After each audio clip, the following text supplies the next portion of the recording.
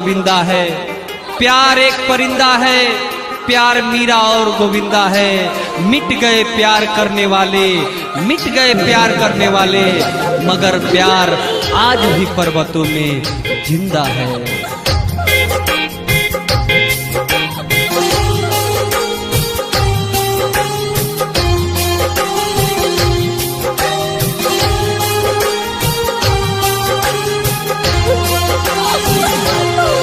कबहू ना करिह प्यार न त जिंदगी होई बेकार। केहू के भइल न पूरा बा, एकर नम में अधूरा बा, एकर नम में अधूरा बा।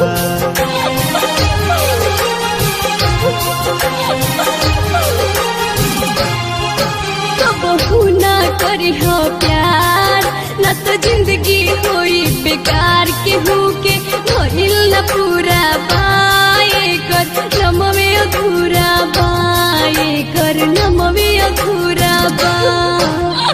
ऐसन डूब जइब तू पीर में, ऐसन डूब जइब तू पीर में, रही ना सांस शरीर में। हीर रंझा के पूरा न भइल तहरो नइखे तकदीर में। खुदा निंदिया लागी रात रात भर अखिया जागी, तनिको ना निंदिया लागी रात रात भर अखिया जागी। कवनो तू करबू जतन दिल के ना बूती आगी। दिहगारी दुनिया सारी, दिहगारी दुनिया सारी, छूट जाई घर परिवार।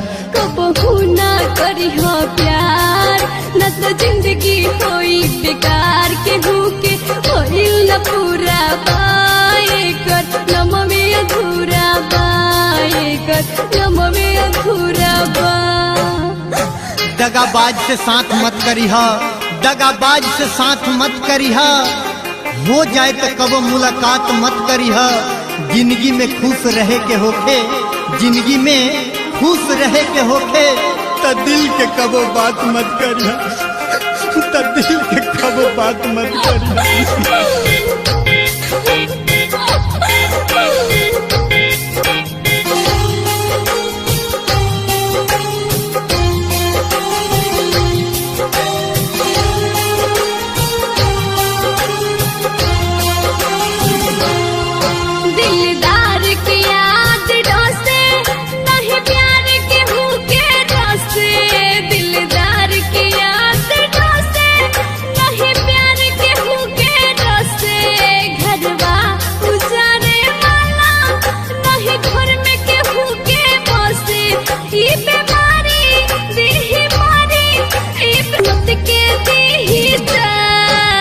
कबहू ना करिह प्यार न त जिंदगी होई बेकार। केहू के त जिंदगी होई बेकार। केहू के भइल न पूरा बा, एकर नम में अधूरा बा, एकर नम में अधूरा बा।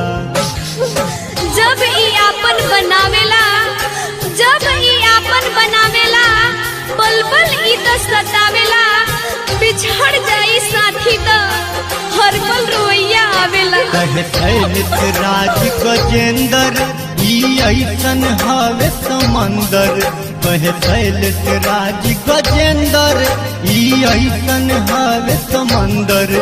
कतना मजनू डूबी गईले ये प्रेम नदी के अंदर। लोरवा ढाड़ी नैन बेचारी, लोरवा ढाड़ी नैन बेचारी, होली पाली के दिल के पुकार।